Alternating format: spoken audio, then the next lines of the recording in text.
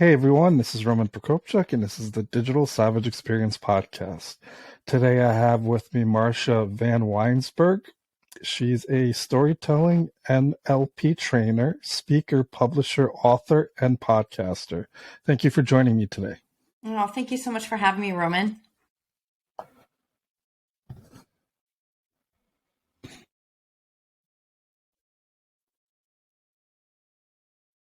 Thank you for joining me today. Thank you so much for having me, Roman. My pleasure. So tell me a little bit about your journey. How did you get to where you are today? It's probably just like everyone else. It's been a roller coaster journey and with a lot of pivots and turns.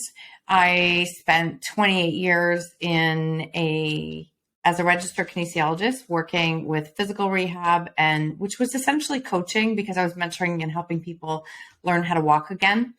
And then the pandemic hit and I pivoted completely into what I'm doing now full time. But really the pivot came over the last 10 years. We were parents that were dealing with teen substance abuse that literally came out of left field, not something that was in the plan. Nobody plans on that. And I found myself getting into a space of really hiding and shame and trying to fix and manage and control things. You know, as a mom, unfortunately, sometimes you think you sign this contract that it's your job to fix, manage, and control all things. And no matter how hard I tried, it didn't work. And so eventually, through a lot of work and counseling and support and really just diving into that, my way of hiding and not working on myself in order to create change and not owning my own choices wasn't solving anything. And it was actually just suffocating me. And so I decided to start to speak in small groups, in small stages, and share that journey. And what happened was not what I ever expected, is that it helped me to heal and it helped me to connect with people to see how many people were holding on to incredible shame stories and not, feeling so stuck in their life, or people saying, yes, that's my story and I've never told a soul for 40 years. And it was actually really sad. And it helped me to see how many people were holding on to these difficult stories. And so it became reciprocal. It helped me to heal, and it gave me fuel that I think we actually have to start talking about more and more of these stories, because we're so much more alike than different. And that slowly started to spread into a couple of collaborative books, then my own solo book, and a few other books after that, and 2 podcasts and more stages. And it's really just been a space of encouraging, showing, helping people to see how you can change your story and how your story doesn't have to define you. And learning how to share it can be one of the most freeing things that you can ever do. Yeah, I agree. I think, that's why the audio medium is so therapeutic. And I switched over from a solo format to my show and into an interview based format. And then I started, talking about kind of deeper issues, things that, people overcome over their lifespan, things that related to me, potentially things that I was dealing with at the time or the span of the show. And like you said, I, experienced things in my life. My wife and I experienced 6 miscarriages in 4 years. And there was a lot of resources for women out there, about their experience. And, that's important. But when I was looking for, male voices, spouses, stuff like that, there wasn't anything around. So I often encourage people, whether it be kind of like small groups in person or even, virtual kind of summits or events, or even getting on the podcast and talking to somebody in more of a, intimate kind of low key format, that if you don't see someone providing the help or the support that you need for a specific thing that you're going through, then be that kind of voice, because it's going to help a lot of people out there. And, initially you may not be comfortable with it, because there's a lot of trauma and you have to kind of get to a comfortable place. So, dealing with death, going through miscarriages, potentially all different kinds of abuse, rape, sexual assault, Mhm. murder, drugs, anything traumatic in life. You have to at least get to a point where you feel safe talking about it, especially talking about it in front of people, and then not talking. I mean, it's basically kind of therapy. You're sharing it with someone, you're both kind of talking about it or your experiences on that specific thing. And it's, each conversation is a healing kind of mechanism and therapeutic in its own way. And when I started doing it, it became a lot more like that. It freed me, that all that weight on my shoulders that I was kind of carrying, and it, started out helping a lot of people and kind of educating a lot of people as well, because up until then, like I said, there was nothing really out there. When I started doing it and being comfortable with it, I had people reach out that it helped them, and, it was powerful.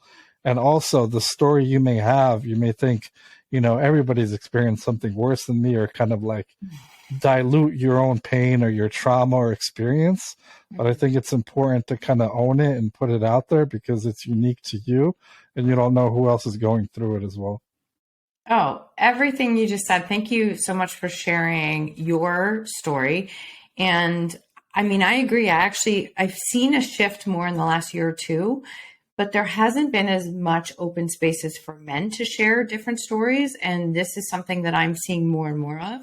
And we went through multiple miscarriages too. And I remember my husband saying, there's like, yes, of course, support for you, but like nobody even, it's like a blip. It's like it doesn't even happen or affect the male. And I think it's, again, we just have to start talking about these things. You're exactly right. The level of freedom was not something I was expecting. And the more I started to, and people say, well, how do you get through like the judgment, the opinions, the criticisms of others? And I'm like, the more you start to put a voice to it, it starts to fall away. It actually does start to fall away, because you also find the people who can connect to you and who can relate to you. And that you start to realize that I always say judgment is a funny thing, because when I had the moment of recognizing that no one was judging me more than what I judge myself, then I all of a sudden just was like, I don't care what anyone else is saying, because I've already said all of those words to myself. And it just really flipped it. And it's a great way to start to take your own personal power back, but also to connect and engage with people who are walking through very similar challenges. Yeah, and it's kind of your own thing. And also, when you find someone that dealt with the exact same thing, it's like you're on a whole different level of connection and understanding, because, somebody may say, I'm sorry for your loss, or I'm sorry for this, that.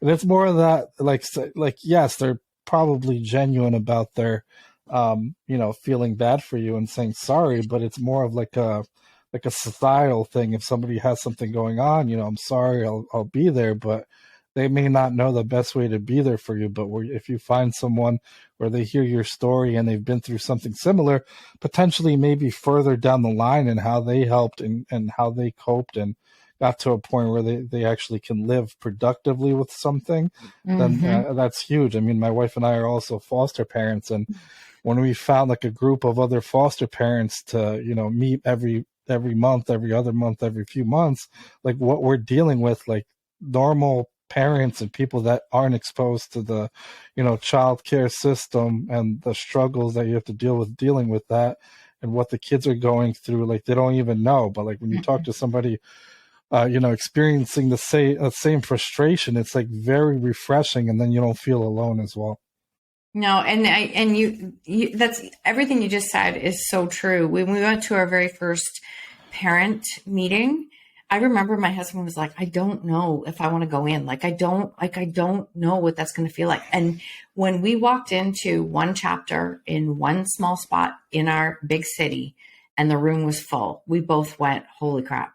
Like these are the people who actually came into a room to physically talk to people. So there's a lot of people who aren't coming into the room. And it started to just be an eye opener that there's a lot of us who are struggling. And I had a counselor say that to me. And this piece on, 6, 7 years ago, the world was very curated. Like social media was incredibly curated. And I said, no matter where I look, everybody's talking about, how rosy and how perfect everything is. And I just don't know where I fit in. And no one's talking about these difficult things. And she said, maybe that's because you're supposed to.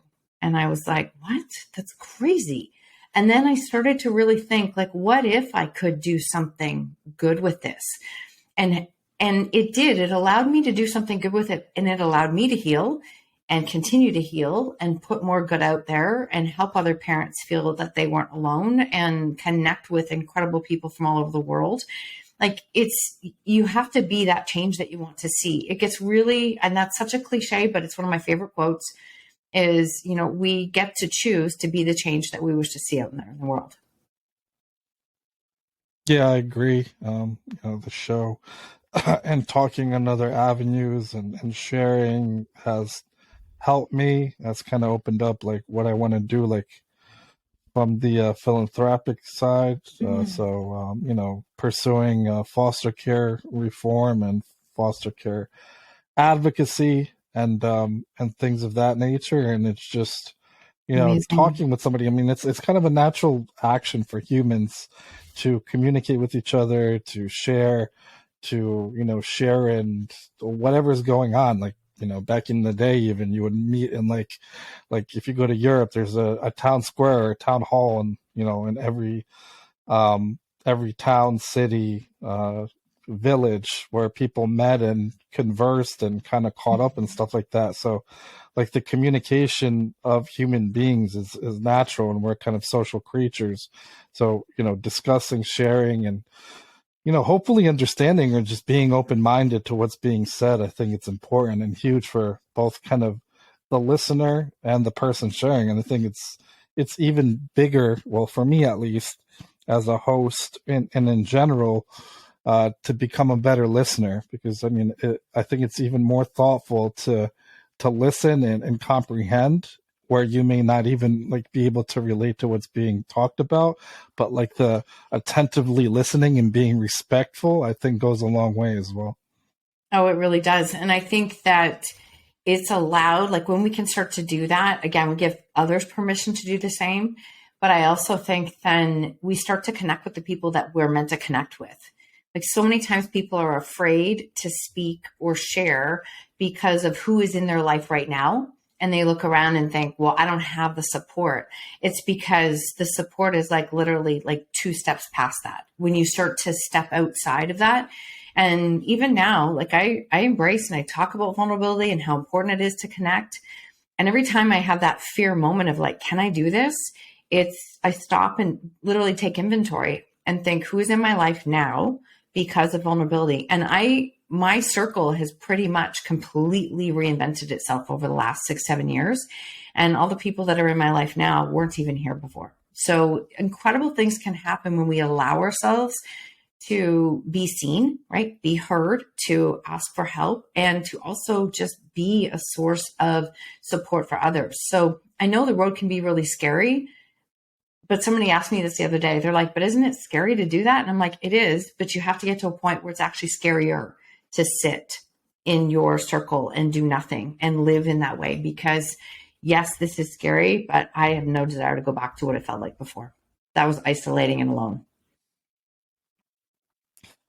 Yeah, I say, well, it's kind of related to this. Complacency is the death of innovation. So if you're not improving, advancing, leveling up, I don't even know if like leveling up so like jargon focus, I wouldn't even use that word, but pursuing a better you day in and day out and kind of looking to improve yourself. And that obviously improvement could be, you're at a certain point of, a grieving process for something.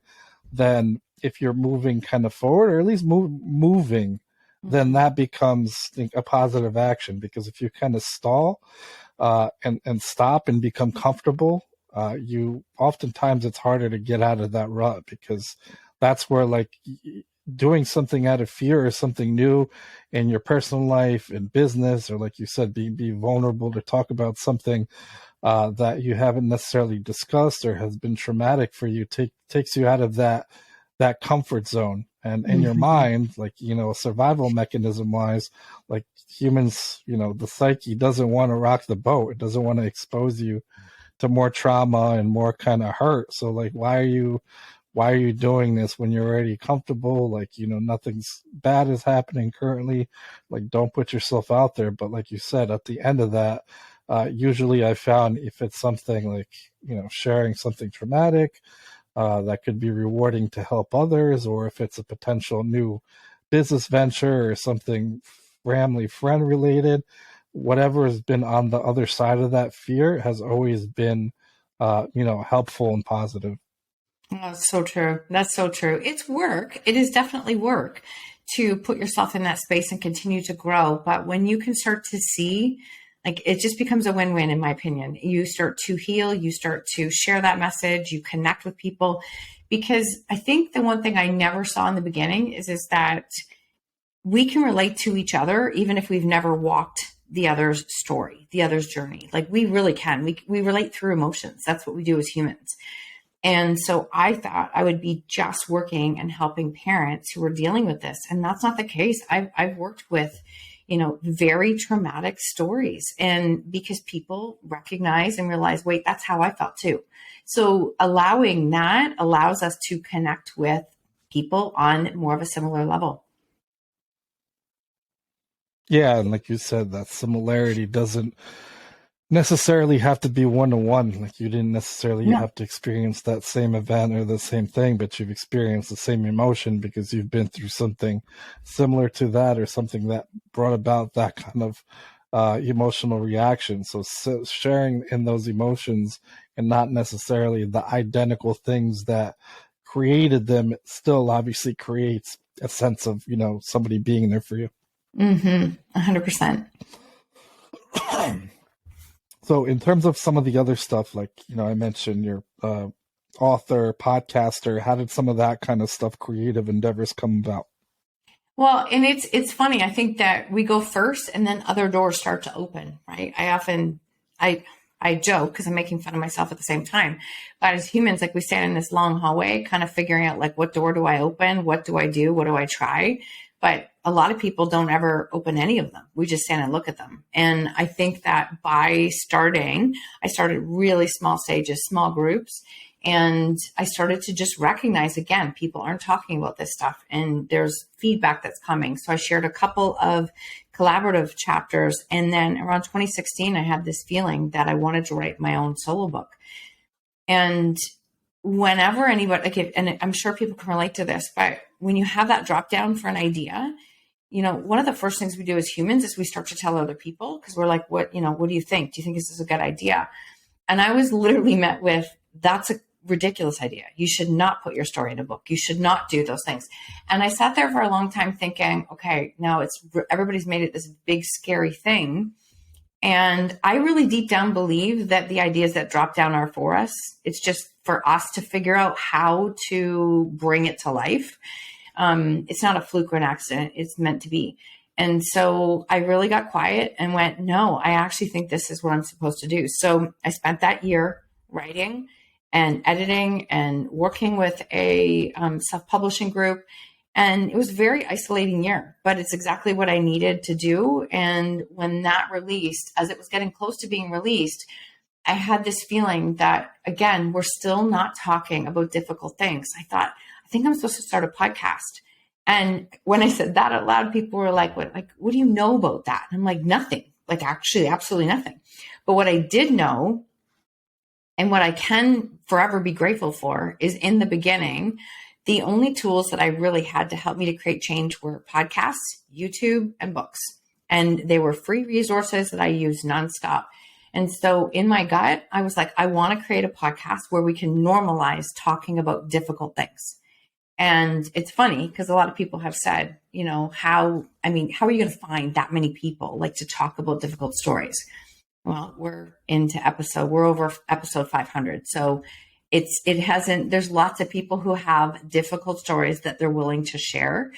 And so it's been a very organic growth. And I'm glad that it's been, because I think we have to continue to grow into that version who can manage that.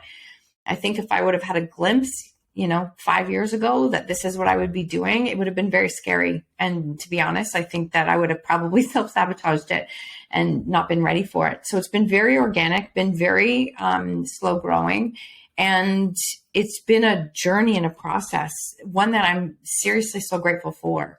And it's just grown. It's just grown on its own. Yeah, it's I guess one of those things. I started podcasting 5 years ago, and if I did start when I really wanted to start, would have been maybe 3 or 4 years prior to that. Yep. But one of those things, it was like, what do I know about it? What do I know about, where to host the audio, how to edit the audio, what type of microphone I need, what kind of the best sound setup to record remotely, how to produce it, market it, so on and so forth. Yep. And oftentimes when something's new like that, you start talking yourself out when you start making those kind of like excuses. But it's kind of like trial by fire. So even though maybe I think it's a helpful exercise if everybody that is a podcaster to go back to listen to episode 1. And if they're still podcasting, what their most recent episode is, and then just compare. Because I feel like everything in life, every endeavor is like that. Oftentimes you're not an expert in something, you jump into it.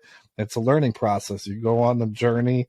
Obviously, the journey has up and downs. You have goals you reach. You reach milestones, but it's kind of like riding that wave to where you want to get. And, at this point, I actually spoke last weekend in Orlando at PodFest, which was cool, about certain stuff in the podcast space. And I've co-hosted another show, produced another show, marketed on network. So getting into it has opened up stuff that carried over into other things, into me being a digital marketer and kind of, my business space.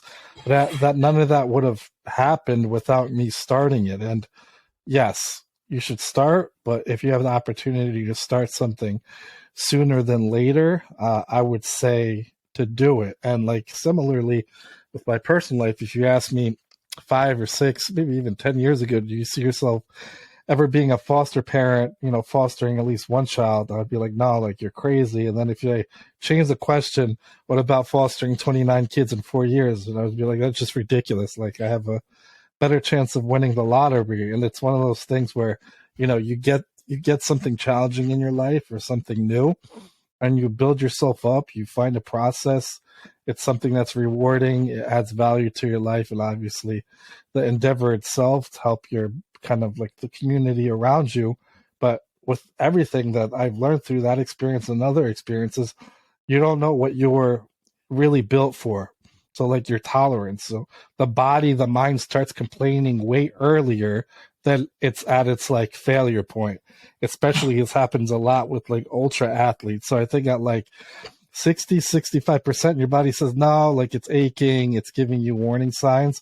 But that's kind of like the first barrier to overcome, because there's no way you're going to run like a 500-mile ultra marathon if you're going to listen to that first kind of pain threshold or hurdle. So with everything else, you don't know what you're really capable of in your personal and professional life. And if there's something that you do want to do, there will be failures, and there should be failures, because you learn from those failures, refine, and then become who you are. And almost every conversation I have, it goes back to everything in life is a lesson or a blessing. And if it's a lesson and it's something that was, you went through some kind of adversity or overcame something, or it was a challenge, as long as you didn't use it as a negative, like just like I'm never doing this again, but learn something from it, take something from it, apply it, then it's never really a failure. What a great example, when just even relating it to an athlete and recognizing like how fast our brain says, no, that's too hard. Like we're not even close to our limit. I love that example. And the messy action, I mean, I live by messy action. You've got to be willing to put stuff out there long before you're ready, because that's how you learn, right? You learn as you do it. And because we just recently crossed episode 500, I went back and listened to my first episode and I had a couple good laughs, and I was like, you know what? She did it scared anyways. It's like, it's all good. But I've had people reach out and say, I can't believe you left your first episodes out there. And I'm like, I will forever leave my early work out there, because we're all supposed to learn and grow. And when she said, you're a lot better now. And I'm like, I would hope so. I would hope so. Or else I'm in the wrong area.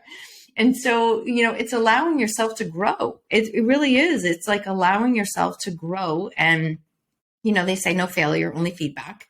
And you aren't supposed to understand your next steps until you actually start, right? You can sit there and map out every single thing, like every single step, and you can start with step one. And then all of a sudden, all of the steps you plan for after that don't happen.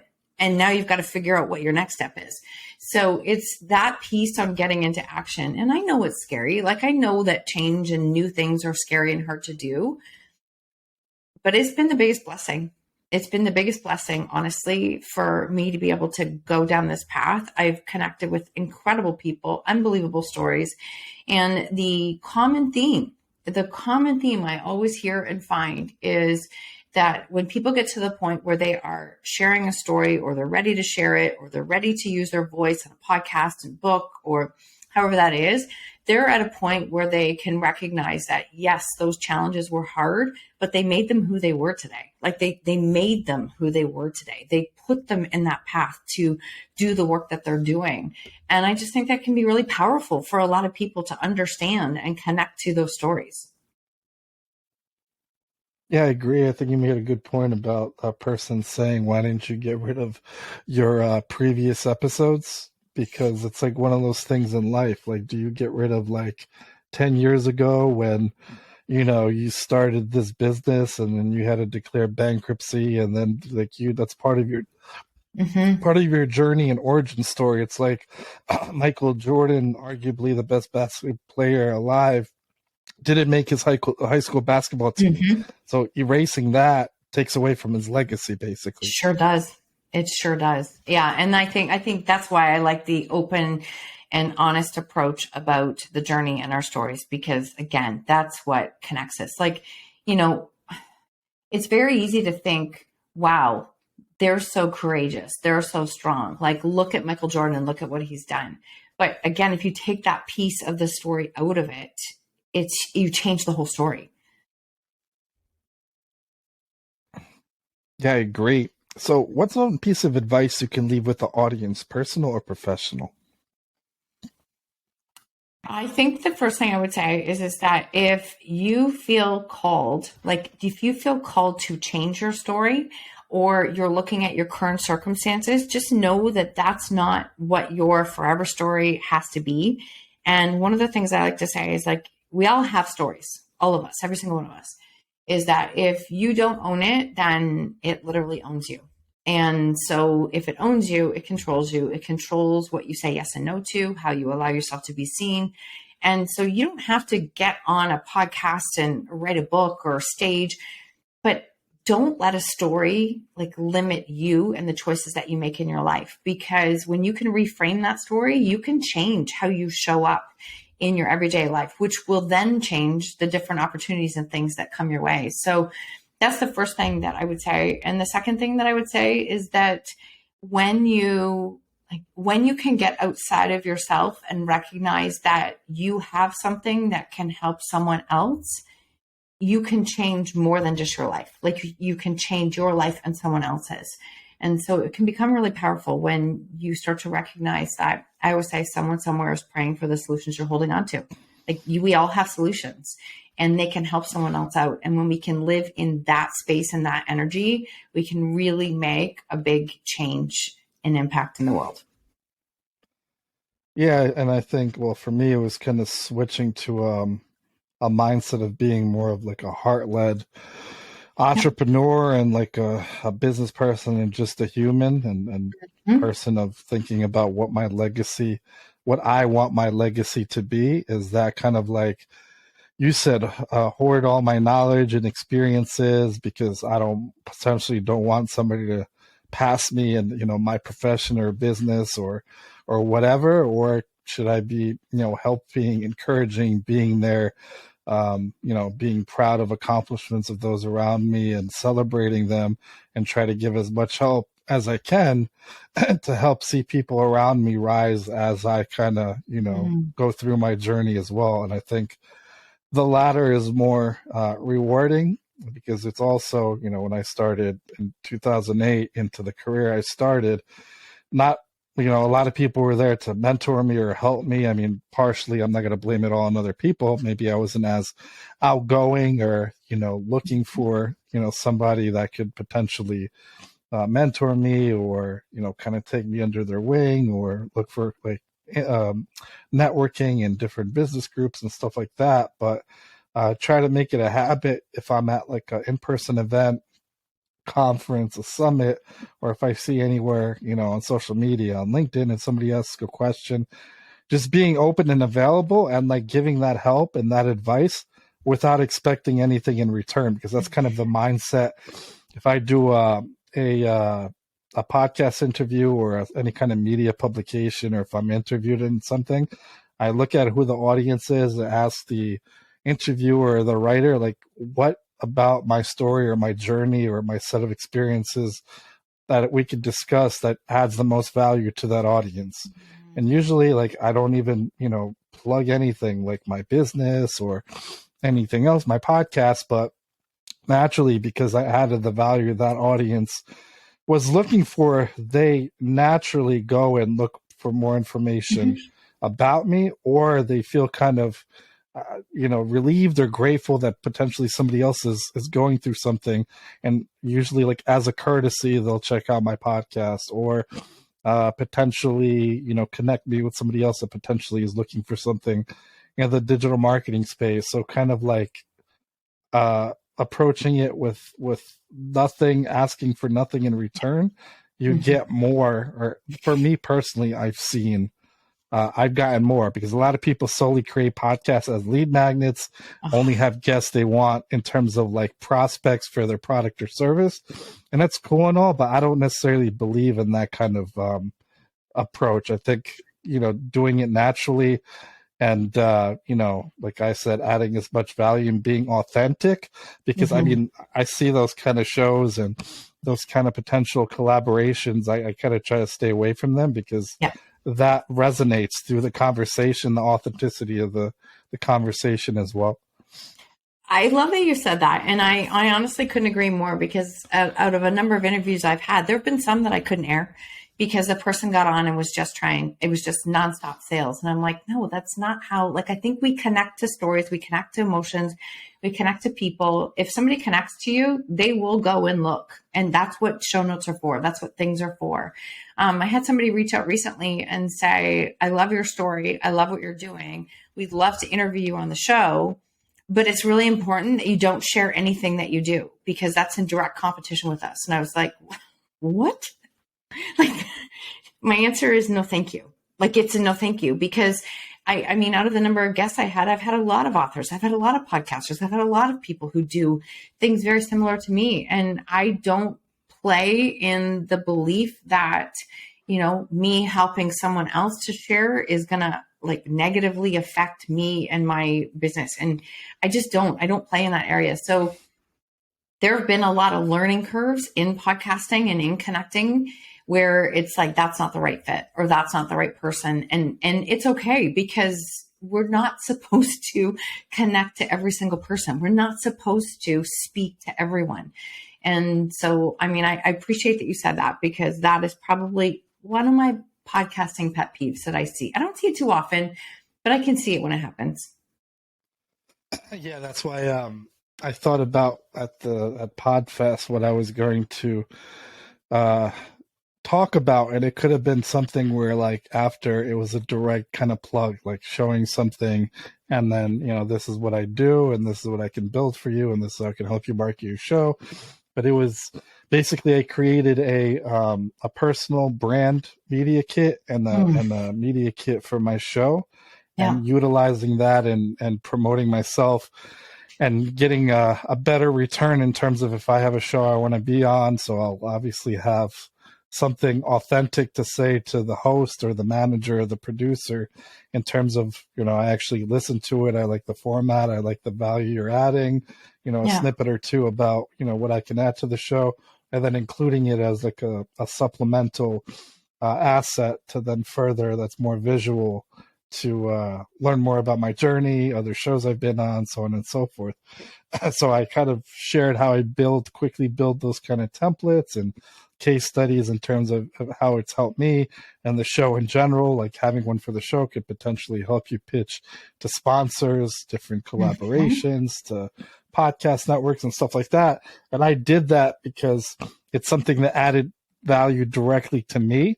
And I think that was the fastest thing that somebody could do. And it was one of those things where you could even use Canva to build it. So you don't have to have any kind of design experience prior.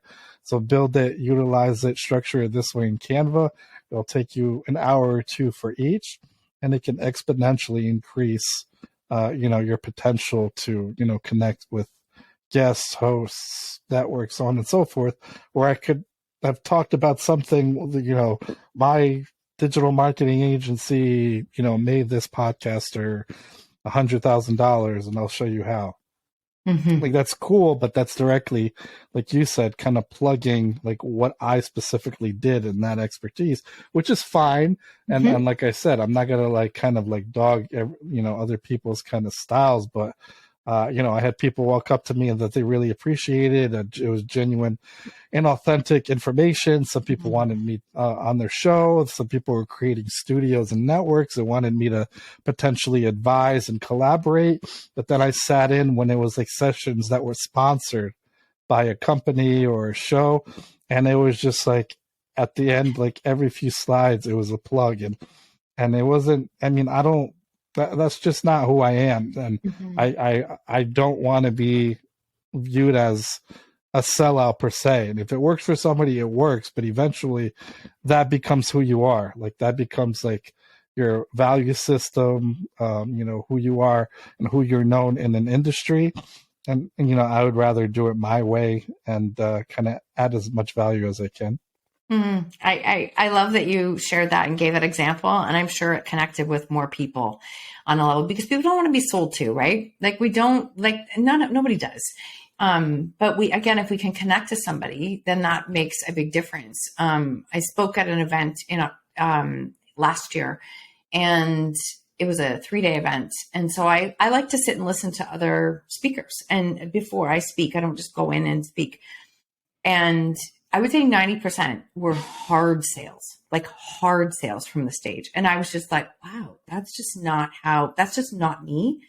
And if that's how you want to do it, that's fine. For some people it will work, right? Some people will jump to that. But again, I think it's really important that you find your way, your lane, your path. Like what is your authentic voice and how can you connect with others? And that's just not how I choose to do it, whether it's on stage or on a podcast. I connect more via stories, what the experience is. And more often than not, what happens is somebody will say, I have a vulnerable story and I would love help with what to do with it.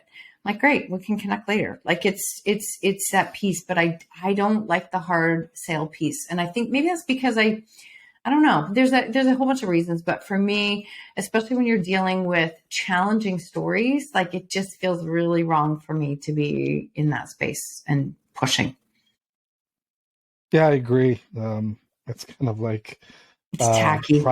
Like profiting off kind of suffering in a way, but not really. But when you're like really pushing it that hard, it's important when it's something like that is being authentic and being of service and being empathetic and expressing, where you're coming from and, why you can actually talk about it the way you talk about it, based on also having similar experiences, but not like, I could sell you this course for $597 to go through the 5 steps of that I created about, grieving over. So that's just like, so, I don't even have anything to say. It's just one of those things where people do that and it's just like in a way disrespectful in my opinion.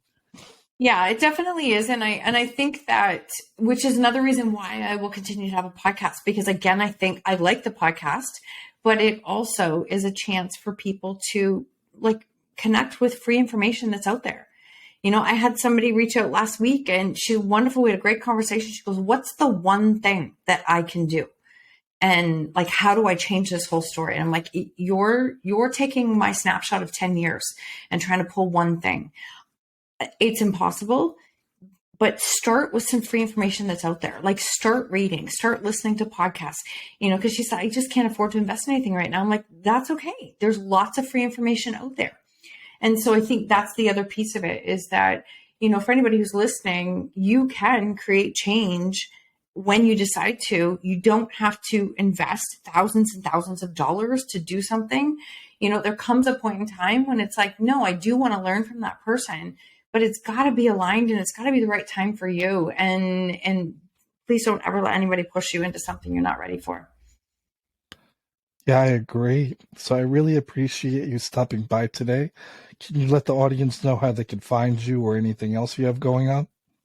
Absolutely. Thank you. I've made it easy. Everywhere on social media is Marsha Van W. So once you start typing, because my last name is long, once you start typing Marsha Van W, it will pop up. That is my website as well. My solo podcast is called Own Your Choices, Own Your Life. And it is literally sharing stories of people who have come through difficult stories.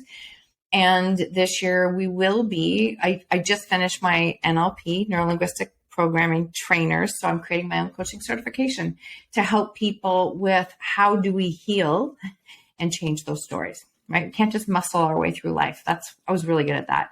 Learning how to heal to be able to share that story. So those are the pieces that I'm working on behind the scenes, but pretty much anywhere on social media, Marsha Van W, you will find it. Awesome. Thanks again for stopping by. Well, thanks so much for having me, Roman. I appreciate it.